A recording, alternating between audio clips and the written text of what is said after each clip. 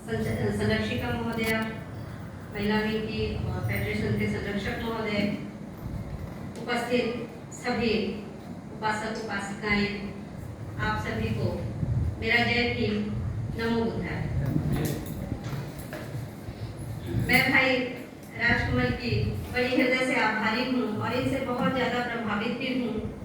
आज से कुछ वर्ष पहले मैं एक कार्यक्रम में आई थी और उसमें मेरी इनसे मुलाकात हुई थी और जब मुझे यहाँ आने का मौका मिला, मैंने भाई को फोन घुमा दिया कि मैं आ रही हूँ और उन्होंने बिल्कुल समय गंवाए बिना मुझसे कहा मैम हमें कार्यक्रम रख रहे हैं और आपको आना है। हालांकि मुझे शाम को आना था, जो कार्यक्रम है मुझे कल है मेरा वो कार्यक्रम, मैं रात को चलती मैं सुबह पहुँचती, लेकिन मेरे मन में एक पीड़ा है अपने समाज के लिए, जो सदियों से हमारा समाज दबा रहा है, कुचला रहा है, हमारा शोषण किया है और आज भी हमारा शोषण हो रहा है। बाबा साहेब ने हमें बोलने का अधिकार दिया, अपने विचार व्यक्त करने का, अभिव्यक्ति का अधिकार दिया, शिक्षा का अधिकार दिया, हमें जीने का, मान सम्मान से हमें जीने का अधिकार दिया। परंतु उसके बावजूद भी जो उनकी सड़ी गली मानसिकता है वो आज भी हमें उस दर्जे पर नहीं जाने दे रही है। लेकिन मैं आपके सामने एक उदाहरण हूँ। मेरा ये सिद्धांत है कि आप खुद को इतना बुलंद कर लीजिए कि वो विवश हो जाए आपकी योग्यता के आगे झुकने को, मजबूर हो जाए आपका मान सम्मान करने को। जिनका मान सम्मान आज तक हम करते रहे, हम झुकते रहे, हम उनसे उनके प्रताड़ना को सहते रहे, आज उन्हें हमने विवश करना है किसके दम पर? अपनी योग्यता के दम पर। और हमें अपनी उस योग्यता को निखारना है, क्योंकि सदियों से हमारी मानसिकता जो जकड़ी रही है, सुषुप्त रही है, उसे हमें बाहर निकालने की आवश्यकता है। और उसे हम बाहर निकालेंगे तब जब हम अपने महापुरुषों के आदर्शों पर चलेंगे। और बाबा साहब ने कहा था शिक्षित बनो, संगठित रहो, संघर्ष करो। संगठित रहने के लिए पहले शिक्षित होना जरूरी है।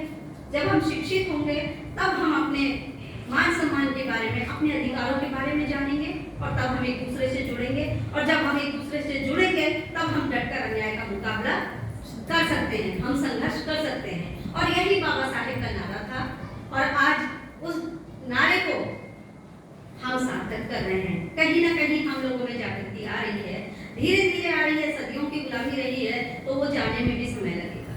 मैं आपको बता दूं, अभी भाई राजकमल ने मेरे बारे में बताया था, मैं अपने आप को बड़ा गौरवान्वित महसूस कर रही हूँ कि एक पंडितों की ही संस्था जो स्वर्ण भारत परिवार है, उन्होंने मुझे कई सारे अवार्ड दिए। वो अवार्ड दिए जो कवि पंडितों के ही नाम हुआ करते थे। वो विवश हो गए मुझे वो अवार्ड देने के लिए मेरी योग्यता के आगे, क्योंकि मैंने 5 विषय में एमए किया है, बीएड किया है, एलएलबी, पीएचडी किया है और बहुत सारी डिग्रियां स्काउटिंग गाइडिंग वगैरह में भी ली हैं। और इसके अलावा अभी तक मुझे लगभग 500 के आसपास अवार्ड मिल चुके हैं। और मैंने जो सबसे बड़ी उपलब्धि हासिल की है वो मैं आपको बताना चाहूंगी कि गोल्डन बुक ऑन अर्थ एक बुक बनी है इंटरनेशनल, जिसे अफ्रीका की एक कंपनी ने बनाया है और उसमें 20 देशों के राष्ट्राध्यक्षों की बायोग्राफी छपी है। हमारे देश के प्रधानमंत्री, अमेरिका के राष्ट्रपति, इंग्लैंड के राष्ट्रपति, ऑस्ट्रेलिया के राष्ट्रपति, 20 देशों के राष्ट्रपतियों की उसमें बायोग्राफी है और उस बायोग्राफी में मेरी बायोग्राफी को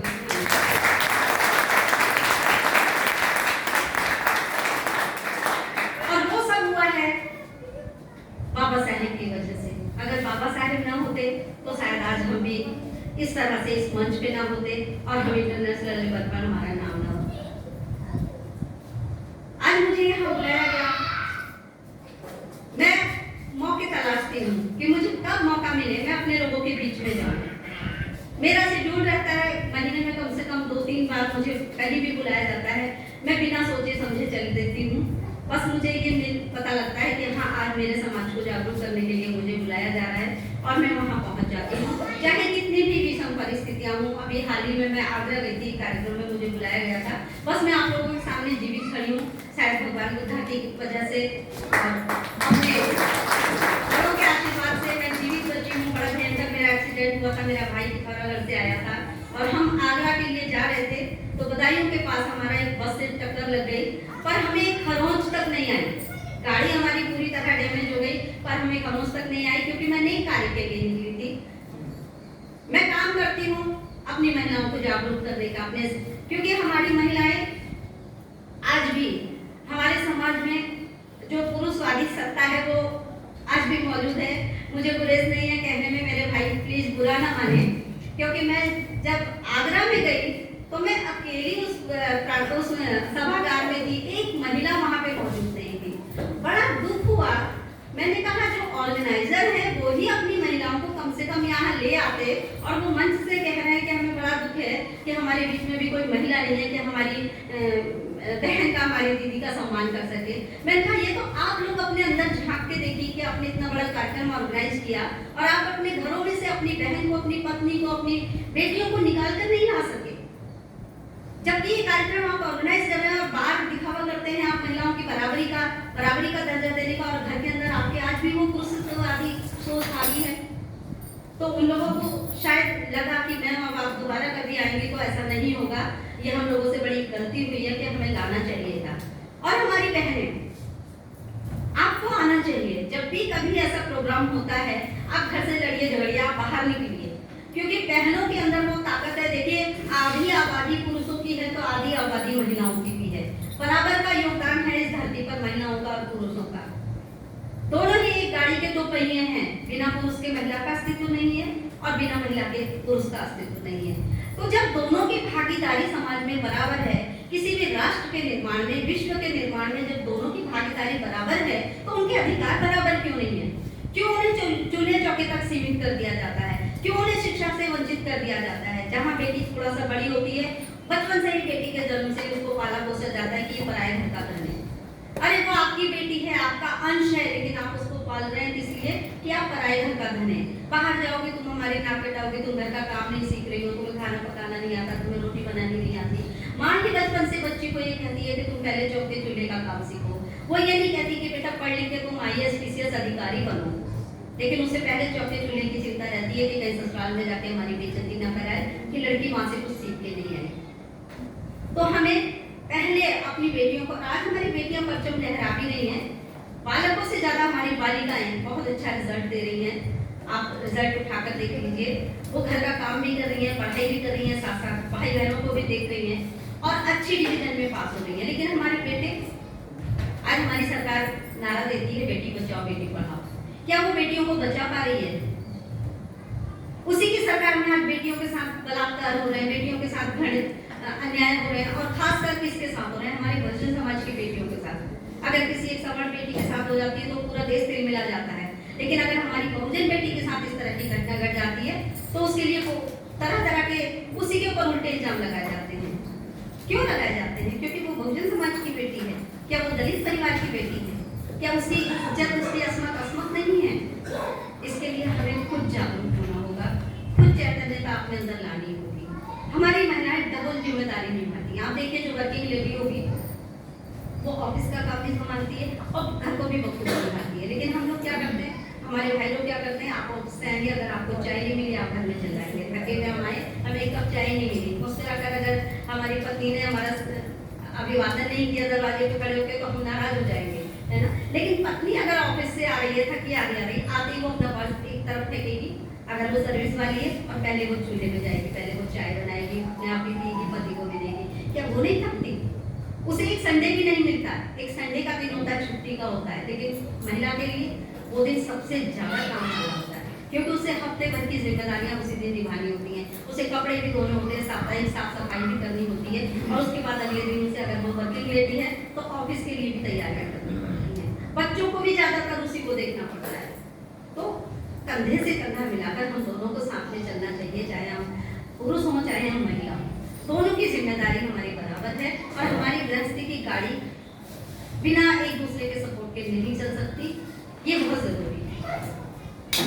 मैं आपको बता दूं कि मैंने आज तक जितने भी अवार्ड लिए हैं, मैंने भी वर्क किया, मैं भी वर्किंग लेडी हूँ, मैं टीचर हूँ, पंतनगर यूनिवर्सिटी में ही मैनेजमेंट का इंटरमीडिएट कॉलेज है, मैं उसमें लेक्चरर हूँ, और मैंने जितना जुल्म अन्याय सहा है बचपन से लेके आज तक, लेकिन कभी भी मैंने अन्याय के आगे घुटने नहीं टेके। हम क्या देखते हैं कि हमारे हमारे ही अपने लोग सबसे ज्यादा आज हम गुलामी के कारण क्यों हैं, शोषण का शिकार क्यों हैं, क्योंकि हमारे अपने ही लोग बीच में से हमारे साथ गद्दारी कर देते हैं। जैसे हमारे बाबा साहेब ने कहा था कि मुझे मेरे पढ़े लिखे लोगों ने ही धोखा दिया। तो यही कारण है कि आज हमारे अपने बीच के ही गद्दार भी हमारे बीच में बैठे हैं। वो हमारे साथ भी रहेंगे और हमारे बीच में जाके हमारे पीछे हमारी घाट भी कर देंगे। अगर वो अपने हमारा अपना एक अधिकारी उच्च पद पर बैठा है, वो मान सम्मान उसे नहीं देंगे हमारे अपने लोग। लेकिन अगर समान एक चपरासी भी है तो उसको जी साहब जी हुजूर उसके करेंगे, उसका मान सम्मान देंगे। ये बड़ी दुखदायी घटना है। तो यही कारण है कि हमारे बड़े बड़े अधिकारी भी बैठे होते हैं लेकिन उनके मन से हेजिटेशन नहीं जाता, क्योंकि जब अपने घर में उसे मान सम्मान नहीं मिलेगा, अपने घर में ही प्रताड़ना मिलेगी, तो बाहर वाला क्यों मान सम्मान देगा। तो हमें सबसे पहले हमारे पढ़े लिखे अधिकारी वर्ग में जो लोग जाते हैं उन्हें मान सम्मान देना चाहिए, ना कि उन्हें नीचा दिखाने की कोशिश करनी चाहिए। हमारे लोग क्या करते हैं, कहते हैं अरे ये तो हमारी समाज का है, उसे मान सम्मान नहीं देंगे, लेकिन अगर कोई सम्मान होगा उसे बाबू साहब जी साहब साहब जी कहते कहते उनकी जुबान नहीं निकलेगी। तो यही हमारे अंदर जो कमियां हैं, वो फेडरेशन का बहुत अच्छा काम है।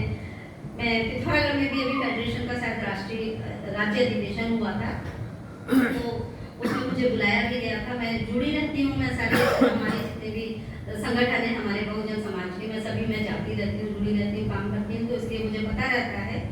तो मेरा प्रयास ये भी रहता है कि मैं कहीं भी जाऊँ, जहाँ भी जाऊँ, मैं जागरूक करूँ। अभी फेडरेशन के काम मैंने सुने, अध्यक्षा महोदया ने भी बात की, सचिव महोदय ने बात की, बहुत अच्छा लगा फेडरेशन किस लेवल पर यहाँ पे काम कर रही है।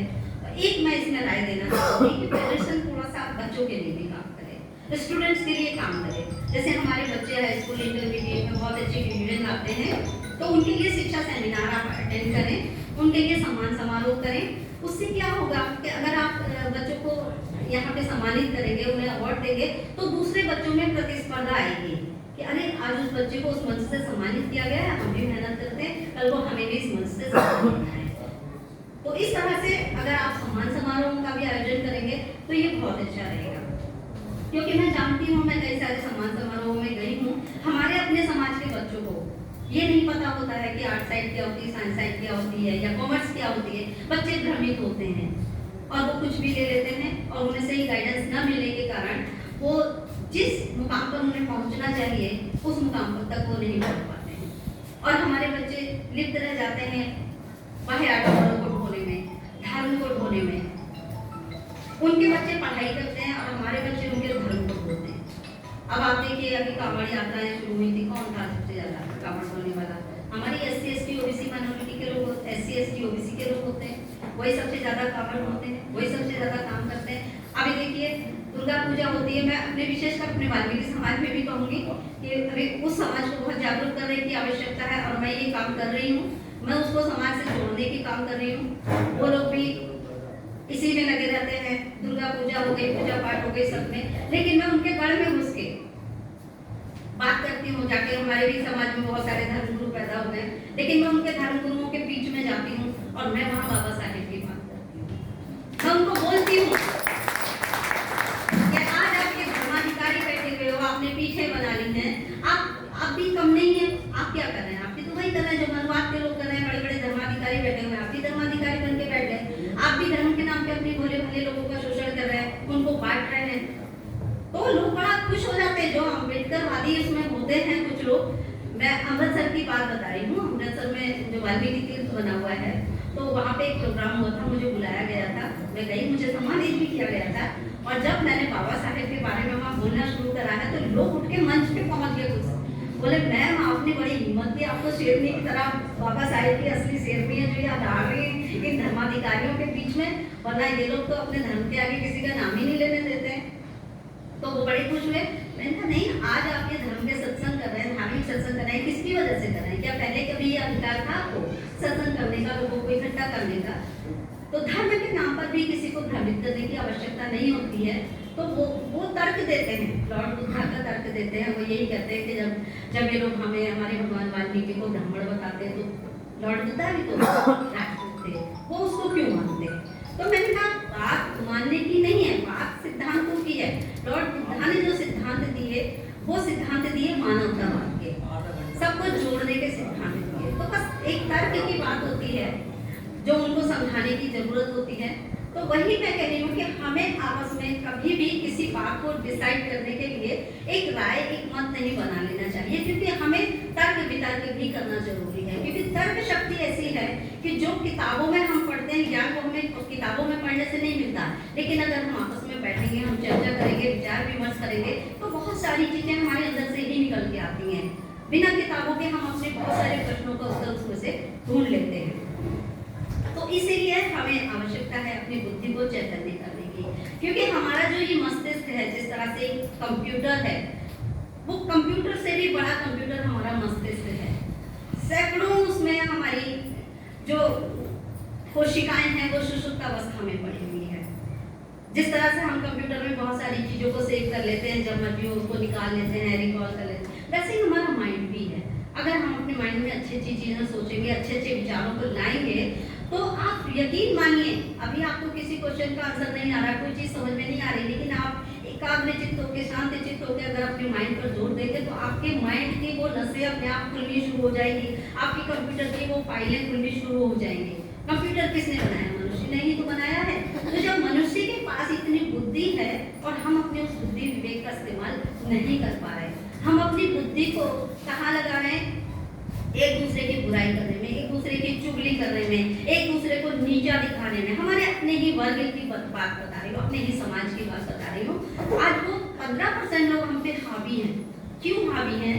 क्योंकि वो हमारी कमियों को गिन रहे हैं, वो हमारी कमियों को गिन रहे हैं और हमारी खूबियों को भी देख रहे हैं। वो ये देख रहे हैं कि इन लोगों का क्या विचार विमर्श चल रहा है, ये क्या तय कर रहे हैं, और उसके अनुसार वो अपनी रणनीति तय करते हैं। आप देखिए, इस समय जो आरएसएस है वो सबसे ज्यादा किससे डरता है? वामसेप से डरता है, क्योंकि वामसेप उसके इक्वल खड़ा हुआ है। मैंने वामसेप में भी कुछ दिन काम किया है और मैं वामसेप से बस थोड़ा सा नाराज हुई, इसलिए हटी मैं वामसेप से। क्योंकि मैं आपको बताऊं, मेरा भी शोषण हुआ जब मैं नौकरी कर रही थी। मेरा प्रमोशन 2002 से जो था, 5 सब्जेक्टों में एमए थी, मुझे प्रमोशन नहीं दिया जा रहा था। और मेरा प्रिंसिपल जब भी मेरा पद रोस्टर के अनुसार आता था, वो सीधी भर्ती का दिखा देते थे, मुझे पदोन्नति नहीं देते थे। और मेरे कुछ सीनियर भाई हमारे अपने ही लोग थे, वो इतने दबू थे कि वो उनकी चापलूसी करते रहते थे। ना उन्होंने पद लिए सीनियरों ने, ना मुझे लेने दिया। मैं उनसे कहते रही, अगर आप लोग नहीं लिख रहे हो, भाई साहब नहीं ले रहे हो पद, मुझे लिख के दे दो, मैं आप लोगों से जूनियर हूँ, मैं ले लेती हूँ, मैं लड़ती हूँ इस अधिकार के लिए। लेकिन नहीं लिया और वो एलडी टीचर से ही रिटायर होकर चले गए। लेकिन उनके रिटायर होने के बाद जब एक पद फिर खाली हुआ, तो फिर उसको सीधी भर्ती का दिखा दिया। अब मैंने कहा कि अब चाहे कुछ भी हो जाए, मैं मारूंगी मरूंगी जो भी होगा, लेकिन अपना अधिकार जो मेरा संवैधानिक हक है उसे मैं हर हालत में देकर रहूंगी, क्योंकि ये अधिकार मुझे अब यकीन नहीं मानेंगे, मैं 4 दिन की आमरण अनशन पर बैठी। 4 दिन तक मेरे मुंह में, गर्मी के दिन थे, 13 जुलाई को मैं आमरण अनशन पर बैठी हूँ और मैंने पानी की बूंद मेरे मुंह में नहीं गई और मैं अकेली बैठी, कोई मेरे साथ नहीं था, मुझे किसी की परवाह नहीं थी। मैंने कहा मैं अपने आप में सक्षम हूँ, मैं खुद अपनी लड़ाई लड़ना जानती हूँ। और मुझे पता नहीं लगा, मेरे बैठते ही कारवां बन गया, ढेरों संगठन इकट्ठा हो गए, पता नहीं कहाँ से लोग आ गए, हरिद्वार से भी गाड़ियां भर भर के पहुंचे, सहारनपुर से, मेरठ से, दिल्ली से, पता नहीं कहाँ से लोग पहुंच गए। और पंतनगर यूनिवर्सिटी छावनी बन गया, इतिहास बन गया पूरे भारत में कि कोई महिला ने अपने अधिकारों के लिए आमरण अनशन किया और मैंने जीत के दिखाया, अपना पद लेके। मैं भी वो पद नहीं ले पाती। और उसी का परिणाम ये हुआ कि पंतनगर यूनिवर्सिटी में ही 2 महिलाओं ने फिर हिम्मत दिखाई आमरण अनशन पर बैठने के लिए, और एक जनरल महिला भी बैठी, उसको रातों रात पुलिस ने उठा दिया और उठा के ले जाके हॉस्पिटलाइज कर दिया, उसका अनशन टूट गया। मेरे साथ मेरे अपनों की शक्ति थी, अपनों की ताकत थी, मेरे अपने समाज के लोग इकट्ठा हुए, उन्होंने एक पल मुझे अकेला नहीं छोड़ा और मैं अपनी जंग जीत गई। तो यही है कि अगर हम अपने मन में संकल्प कर लें कि हमें ये करना है, तो आपकी इच्छा शक्ति को कोई नहीं बिगा सकता। हमारे अंदर खुद ब खुद पावर आ जाएगी। और मैं उस समय बिल्कुल ये मान के बैठी थी कि अगर मैं जीत गई तो ये मेरी जीत नहीं, बाबा साहेब की जीत होगी, ये संविधान की जीत होगी। और अगर मैं हार गई तो मेरा बलिदान व्यर्थ नहीं जाएगा। लोग मुझसे प्रेरणा लेंगे, क्योंकि मैं बिल्कुल तय करके गई थी कि या तो मैं मरूंगी या मैं अपना हक लेके रहूंगी। और यही कारण हुआ लोगों के फोन आने लगे, मैम आपने इतना बड़ा कदम नहीं उठाना चाहिए था, आप समाज की धरोहर हो, आपको अगर कुछ हो गया तो। लोगों ने वहाँ वाइस चांसलर के ऑफिस में कह दिया था कि इस यूनिवर्सिटी को आग लगा देंगे अगर इनको जरा भी कुछ हो गया, ईंट से ईंट बजा देंगे। और उस समय वहाँ पे अनशन चल रहा था पूरे ठेके कर्मियों का, और डेली वहाँ पे मेरा नाम लिया जा रहा था कि अगर लड़ाई लड़नी सीखनी है तो उस अकेली महिला से सीखो जो अपने हक के लिए अकेली डटी हुई है। तो इसलिए हमें अगर अपना हक लेना है तो हमें किसी का मुंह नहीं ताकना है। बाबा साहेब भी तो अकेले थे, आज तो हमारे पास इतने सारे अधिकार हैं, हमारे पास हमारा हथियार हमारा संविधान है, हम उसके आधार पर लड़ सकते हैं, अपने अधिकारों को ले सकते हैं। लेकिन बाबा साहेब के साथ तो आप विचार करिए, उन्होंने अपने बच्चों को खोया, अपने बच्चों को खोया, अपने परिवार को खोया, उन्होंने जलालत सही, जिल्लत सही, और उसके बावजूद भी आज वो सिंबल ऑफ नॉलेज कहलाए। पूरे वर्ल्ड में बाबा साहेब नंबर 1 पर हैं। लेकिन हमारे देश में बाबा साहेब को आज भी क्या कहा जाता है? केवल दलित नेता। उनको दलितों का मसीहा कहा जाता है, जिसने पूरे भारत की महिलाओं को अधिकार दिलवाए। वो महिलाएं आज तक नहीं कहती कि हमें अधिकार किसकी वजह से मिले, बस वो तो गाती हैं रामायण में कि ढोल गवार शूद्र पशुधारी सकल ताड़ना के अधिकारी। वो खुद को ताड़ना देती रहती हैं, रोज ढोल बजाती हैं, गाने गाती हैं, रामायण का पाठ करती हैं, सुंदरकांड का पाठ करती हैं और कहती हैं कि ढोल गवार शूद्र पशुधारी सकल ताड़ना के अधिकारी। वो ये नहीं देखती है कि नारी को आज भी वो तुलसी रामायण में यही कहा गया है कि वो ताड़ना की अधिकारी है। वो ये भूल जाती है कि आज नारी को शिक्षा का अधिकार किसने दिया, आज नारी को नौकरी पाने का अधिकार किसने दिया? वो अधिकार दिया महज बाबा साहेब ने। और बाबा साहेब के इसी हिंदू कोड बिल का विरोध करने के लिए सबसे पहले सवर्ण महिलाएं ही उतरी थी, जिन्होंने विरोध किया था। लेकिन फिर भी बाबा साहेब ने सबको अधिकार दिलवाया। तो आज हमारा ये पूरा दायित्व बनता है कि बाबा साहेब का, हमारे महापुरुषों का जो कारवा है, हमें उसे रुकने नहीं देना है, उसे आगे बढ़ाना है। मुझे तो तब होता है जब हमारे बहुत सारे साथी या बहुत सारे भाई जो बहुत बड़ी बड़ी पोस्टों पर चले जाते हैं, उनके एक शब्द होता है कि हम तो अपनी काबिलियत से यहाँ पर आए। वो कहते हैं कि हम अगर मेहनत नहीं करते तो हम इतने बड़े अधिकारी नहीं बनते।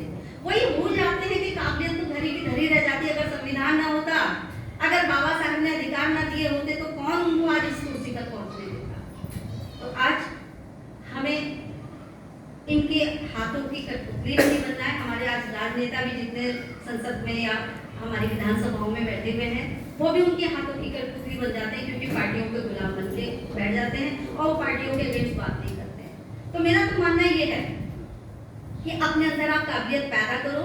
आपको अगर राजनीति में भी, क्योंकि बाबा साहब ने उंगली दिखाते हुए जो इशारा कर रहे हैं, वो क्या था उनका इशारा? कि आप शासक बनो, आप संसद पर कब्जा करो। बाबा साहब की उंगली का इशारा ये था। और आज आप देखिए, गूगल पर सर्च करिए, आपको बाबा साहब की उंगली कहाँ दिखाई देगी? ऊपर आसमान में। ये उनकी साजिश है। अगर अभी उनका बस चले तो वो बाबा साहब को विष्णु का अवतार बता देंगे, कोई भी अवतार बता देंगे। और उन्होंने उंगली पर कर दी, उन्होंने उंगली पर करके क्या कहा कि बाबा साहब ने कहा वो ब्रह्म एक है, वो ब्रह्म एक है। उन्होंने ये संदेश देने की कोशिश की है। और यही कारण है कि हम बाबा साहेब के उस चित्र को आज ढूंढते रहिए। कई लोगों ने मुझसे कहा कि हम जब कोई अम्बेडकर बाबा साहेब की जयंती होती है तो सर्च कर रहे थे पोस्टर निकालने के लिए, तो कोई पोस्टर नहीं मिला पुराना। गूगल पर सर्च कर लिया, सब ऊपर उंगली किए हुए। तो आप लोगों के पास घरों में जितने भी पोस्टर हों उस तरह के हमारे बाबा साहेब के जो एक्चुअल है, उनको आप लोग अपने बैनरों में लगवाएं, और जो गूगल वाला पोस्टर है उसको बिल्कुल ना लगाएं। तो नेताओं के लिए मैं बात कर रही थी, अगर हमें बाबा साहब के सपने को साकार करना है तो हमें मौका परस्त बनना चाहिए, अवसरवादी बनना चाहिए। अवसरवादी का मतलब आप समझ रहे हैं? हमें अगर कोई ऑफर दे रही है पार्टी, आप मना मत करो, लेकिन उनके पंगु मत बनिए, उनके आप गुलाम मत बनिए। कहीं ना कहीं अपनों को पीछे ले जाने की, हाथ पकड़ के आगे बढ़ाने की कोशिश करिए। जैसे हमारे नेता लोग करते हैं, वो गुलाम बन जाते हैं, कहते हैं हमें पार्टी बाहर निकाल देगी। अगर पार्टी ऐसा करती है बात को छोड़ दीजिए, लेकिन उस पार्टी के बहाने अगर आप जीत के संसद में जाते हैं या विधानसभा में जाते तो एक आपकी पहचान तो बनती है, पब्लिक आपको जानने तो लगती है कि हाँ भैया हमारे समझ का विधायक है।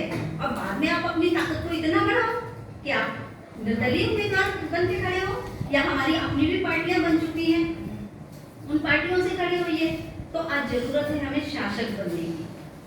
शासित हम बहुत बन चुके, बहुत शासन हमारे ऊपर लोगों ने कर लिया, दबाया हमें, कुचला हमें, लेकिन अब हम जाग चुके हैं और हमें अपने इस जागृति को जन जन तक पहुंचाना है, घर घर तक पहुंचाना है।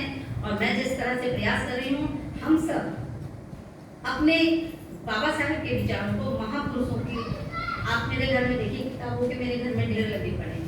मैं कहीं भी जाती हूँ बहुत सारी किताबें खरीद के लाती हूँ, कभी कभी 8-8, 10-10 किताबें हो जाती हैं। जब मैं देखती हूँ बहुत सारी किताबें हो गई, मैं जब कभी भी किसी शिक्षा सेमिनार में जाती हूँ वो किताबें उठा के ले जाती हूँ और बच्चों को बांटती हूँ, खरीदती हूँ और बांट देती हूँ। मैंने भी बहुत सारी किताबें लिखी हैं और अभी करियर काउंसलिंग की भी बुक लिख रही हूँ, जिससे फ्री ऑफ कॉस्ट में शिक्षा सेमिनारों में जाऊँगी और मैं अपने बच्चों को उन किताबों को मैं बांटूंगी, क्योंकि शिक्षा बहुत जरूरी है और शिक्षा ही उन्हें उनके हक अधिकार दिलवाएगी, उनकी बुद्धि को चैतन्यता लाएगी। और जब तक हमारे बच्चे शिक्षित नहीं होंगे, और मैं एक निवेदन और करूँगी कि हमें अपने बेटियाँ हमारी पढ़ रही हैं, मेरा नारा है आप बेटियों को हम पढ़ा चुके हैं, बेटों को बचाना है और हमें अपने बेटे बचाने हैं। क्योंकि मैं खुद लड़कों के कॉलेज में शिक्षिका हूँ और मैं देख रही हूँ कि गवर्नमेंट कॉलेज में हमारे बहुजन समाज के ही बच्चे होते हैं, SC ST OBC और माइनॉरिटी के बच्चे होते हैं, जनरल मुश्किल से 4-5 बच्चे होते हैं, क्योंकि जनरल के बच्चे तो सारे गवर्नमेंट स्कूलों में होते हैं। और जो नई शिक्षा नीति आई है वो भी हमारे बच्चों का कंठाधार कर रही है। स्किल डेवलपमेंट के नाम पे वो क्या कर रहे हैं, स्किल डेवलपमेंट शुरू कर दिया ना, तो उसमें जो धोबी का काम करता है बच्चा, तो उसको लॉन्ड्री का, धोबी का नाम बदल के लॉन्ड्री बना दिया। वो लॉन्ड्री का स्किल डेवलपमेंट उनके अंदर कर देंगे, किसी को टोकरी बनाने का, किसी को कुछ बनाने का। तो क्या है कि वो इस बहाने से हमें हमारे पुश्तैनी पेशों में ही धकेलने का काम कर रहा है। यानी आप जो पुश्तैनी पेशे कर रहे थे उन्हीं को करो, अपनी स्किल को उसी में डेवलप करो। अब आप छोड़ दो IAS PCS बनने की, शिक्षा इतनी महंगी कर दी, डॉक्टर इंजीनियर हमारे बच्चे नहीं बन सकते, इंग्लिश ऑप्शनल कर दी, संस्कृत को थोप दिया गया है, क्षेत्रीय भाषाओं को थोप दिया गया है। अब उनके बच्चे तो कॉन्वेंट स्कूलों में पढ़ रहे हैं, हमारे बच्चे सरकारी स्कूलों में पढ़ रहे हैं। तो शिक्षा की व्यवस्था पूरी तरह से, जो नई शिक्षा नीति आई है वो हमारे SC ST OBC Bahujan Samaj के बच्चों के लिए हितकारी नहीं है। तो मेरा आप सबसे ये निवेदन है कि हम आधी रोटी खा लें, एक रोटी खा लें, पर अपने बच्चों को कोशिश करिए कि कॉन्वेंट स्कूलों में पढ़ाएं, सरकारी स्कूलों का मोह त्याग दे, क्योंकि सरकारी स्कूलों में ना ही उनकी पढ़ाई अच्छे से करवा पाते हैं। हम लोग कितनी भी कोशिश कर ले बच्चों को पढ़ाने की, लेकिन वो जो लॉबी उन लोगों की बैठी हुई है वो कोशिश यही करते हैं कि ये बच्चे मात्र साक्षर हो सके, मात्र इतने हो सके कि वो हमारी गुलामी कर सकें। उनको क्या चाहिए गुलाम में? उनको चाहिए क्लर्क, उनको चाहिए चपरासी, उनको चाहिए लैब अटेंडेंट। इससे ज्यादा हमारे बच्चे आगे नहीं बढ़ पाएंगे यदि हमने अपने बच्चों को अच्छी शिक्षा नहीं दी। तो शिक्षा हमारे बच्चों के लिए बहुत जरूरी है। हमारे बेटे शिकार हो रहे हैं, हमारे बच्चे शिकार हो रहे हैं, नशे के आदी हो रहे हैं, ये मैंने बहुत गहराई से देखा है। बच्चे सिगरेट पी रहे हैं, छिप के बच्चे नशा कर रहे हैं, चरस पी रहे हैं, भांग धतूरा पी रहे हैं। तो बच्चों को अपने घर में वॉच करना है, लड़कों को विशेषकर वॉच करना है। बच्चे जा कहीं रहे कर कुछ रहे हैं, क्योंकि मैं लड़कों की मानसिकता बहुत अच्छी तरह से जानती हूँ और मैंने ये बीड़ा उठाया है कि मैं बच्चों को नशा मुक्त कराऊंगी और मैं बच्चों को कराती हूँ। मैंने अपने भी बच्चों को, अपने SC ST के बच्चों को कम से कम कुछ नहीं तो अपने पूरे सेवा काल में 1000 से ऊपर बच्चों का मैंने नशा छुड़ाया है। ये मेरा रिकॉर्ड है। और वो बच्चे आज बड़े बड़े अधिकारी बने हुए हैं और वो बच्चे आज भी मेरा सम्मान करते हैं, मुझसे कहते हैं मैम अगर आपने हमारा ये नशा नहीं छुड़ाया होता तो आज हम ये नहीं बने होते। और मेरा यही मुहिम है कि बच्चों को मैं अलग से बुलाती हूँ, उनकी काउंसलिंग करती हूँ, उनको समझाती हूँ, उनका नशा छुड़ाती हूँ। मेरे पर्स में टॉफियाँ, सौंफ, इलायची, सुपारी भरी रहती है। मैं कहती हूँ बेटा अगर तुम्हारा मन हो रहा है ये चीजें खाने का तो मेरे पास आओ। एक बच्चा तो इतना ज्यादा खराब हो चुका था, बिल्कुल वो हर समय नशे में धोता रहता था, स्कूल छोड़ दिया था उसने और फर्स्ट ईयर में पढ़ता था। मैं उसके घर गई, उसको बुला के लाई, उसको प्यार से समझाया। मैंने कहा बेटा तू तो इतना अच्छा एथलीट था, वो बच्चा हाई जंप लॉन्ग जंप करता था और नेशनल लेवल का प्लेयर हो चुका था और वो बच्चा नशे का शिकार हो गया। बड़ा दुख हुआ। मैंने उसको उसके पुराने फोटो निकाल के दिखाए, क्योंकि मैं उसको स्पोर्ट्स में भी ले जाती थी। और आप ये सोचिए कि मैं एक टीचर होने के बावजूद मैं बच्चों को हर एक्टिविटी में ले जाती हूँ, क्योंकि मुझे पता था उस विद्यालय में केवल हमारे अपने बच्चे जाना है।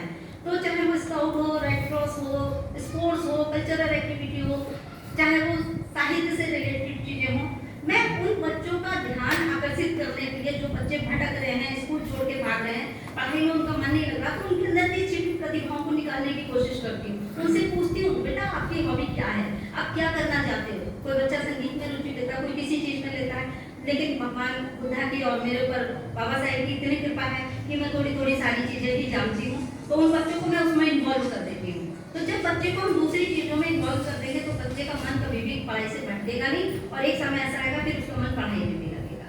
तो इस तरह से हमारा एक उद्देश्य है मेरा कि बस पहले हमें अपने जो हमारे नौजवान हैं, जो हमारे छोटे बच्चे हैं, वही हमारा भविष्य है, और उन्हीं के द्वारा समाज में परिवर्तन भी आना है। तो उन्हें हमें इस मुहिम से जोड़ना है, उन्हें हमें बाबा साहेब के साहित्य को बताना है, अपने महापुरुषों की जीवनियां बतानी है। जिस तरह से ये फेडरेशन काम कर रही है, मैं चाहूंगी कि हफ्ते में या महीने में आप एक दिन ऐसा रखें कि हमारे बच्चों को, ये हॉल भी काफी बड़ा है, अपने हमारे जो बच्चे हैं, बालिक बालिकाएं हैं, उनकी क्लास लगाई जाए, यहाँ पे उनसे क्विज करवाई जाए, उनसे हमें महापुरुषों से संबंधित क्वेश्चन आंसर करवाए जाए, उनको उनकी जीवनियां पढ़वाई जाए, एक दिन एक क्लास। जिस तरह से देखिए आप, अगर हम मस्जिद में जाए तो उनका कुरान की पाठशालाएं चलती है ना मस्जिद में, अलग से अपने धर्म ग्रंथों की शिक्षा दी जाती है, ब्राह्मण अपने धर्म ग्रंथों की शिक्षा देता है, तो हम अपने धर्म ग्रंथ, हमारे धर्म ग्रंथ, हमारे महापुरुषों की जीवनियां हैं।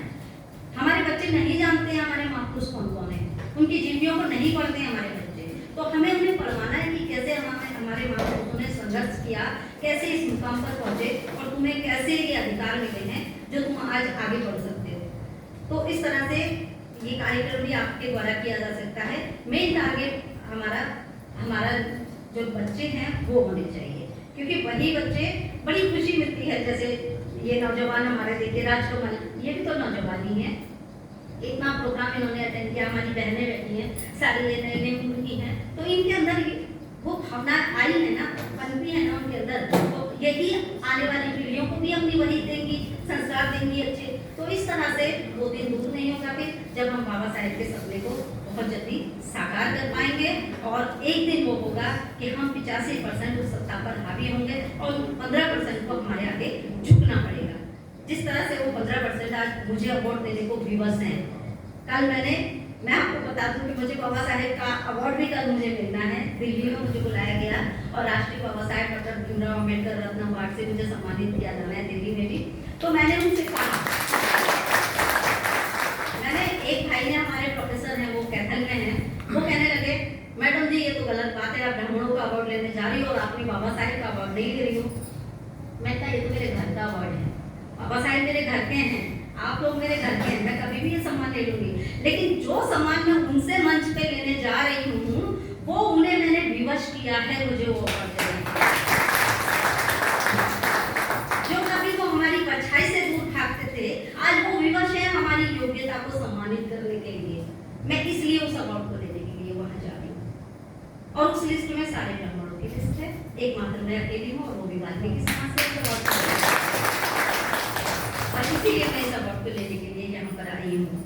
और अभी उसके बाद 21 तारीख को फिर दिल्ली में मुझे ग्लोबल टीचर्स अवार्ड मिलना है, और मानव उपाधि भी मिली है इंटरनेशनल आईआईयू यूनिवर्सिटी के द्वारा। समाज सेवा के क्षेत्र में ये मानव उपाधि भी वहाँ पे मिलनी है मुझे। तो बस मेरी प्रोफाइल यही रही है कि मैंने बच्चों के लिए बहुत सारा काम किया है कॉलेज लाइफ में, वो मेरी प्रोफाइल बनी। उसके अलावा मैंने अपने समाज के लिए काम किया, महिलाओं के लिए काम किया, कई महिलाओं की मैंने घर टूटने से बचाया, जो घरेलू कला होती है, उन लोगों की काउंसलिंग करती हूँ, घर में बुलाती हूँ, समझाती हूँ, और मेरी बात मानते भी हैं वो। जब मैं उन्हें समझाती हूँ तो घर टूटने से भी बचाए हैं, कई महिलाओं का इलाज करवाया है, उनके पास पैसे नहीं थे, जो हमारे बिल्कुल गरीब परिवारों से थी। एक महिला तो बिल्कुल विधवा थी, अकेली थी, और उनके गाल ब्लैडर में 20 mm की पथरी थी, और डॉक्टर ने ये कह दिया था कि कभी भी इनकी पथरी ब्लास्ट हो सकती है और इनकी डेथ हो सकती है। मैंने उनका ऑपरेशन कराया, अपने ऊपर रिस्क क्या, डर भी रही थी कि मैं इतना बड़ा रिस्क ले रही हूँ, अगर कोई को कुछ हो जाता है तो मेरे ऊपर तो कलंक लग जाएगा, माथे पर लोग कहने लगेंगे कि उन्होंने मरवा दिया। लेकिन मैंने रिस्क लिया, मैंने भगवान का नाम लिया, बाबा साहेब का नाम लिया, उनका मैं परोपकार करने जा रही हूँ और ये जरूर ठीक होगी। और उन्हें मैंने ठीक किया, उन्हें काम पर भी लगवाया, कई बच्चों की शादी करवाई। तो यही सब मैं काम करती हूँ, और मैं अकेले करती हूँ। ये भी मैं आपको बता दूँ, मैं किसी संगठन से जुड़ के नहीं करती हूँ, मैं इंडिविजुअल करती हूँ।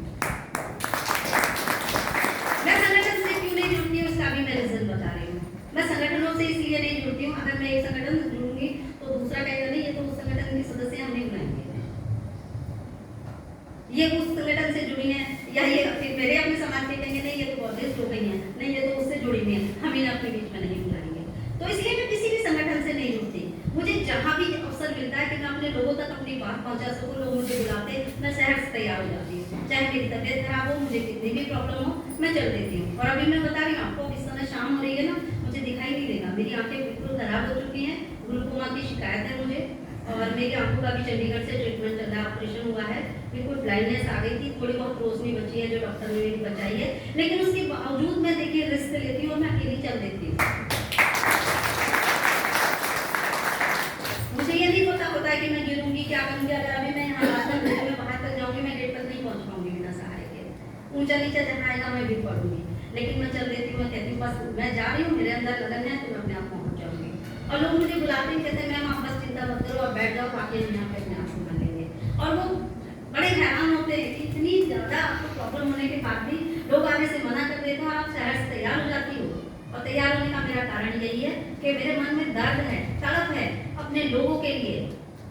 जिस तरह से बाबा साहेब के दिल में तड़प थी कि मेरे समाज किस कंडीशन से गुजर रहा है, और वही तड़प बाबा साहेब को देख के मेरे अंदर भी जागी है। जब बाबा साहेब उन परिस्थितियों में कर सकते हैं तो मैं भी बाबा साहेब के इस कारनामे में थोड़ा सा अपना दिल भर अपना योगदान तो दे ही सकती हूँ, और इसीलिए मैं जाती हूँ और काम करती हूँ, और ये आप सबका मुझे सहयोग आशीर्वाद इसी तरह मिलता है और भविष्य में भी मिलता रहेगा। इसीलिए मैं संगठनों से नहीं जुड़ती, इंडिविजुअल काम करती हूँ, और उसका मुझे फायदा मिलता है कि हर कोई मुझे बुलाता है और मेरी बात सुनता है।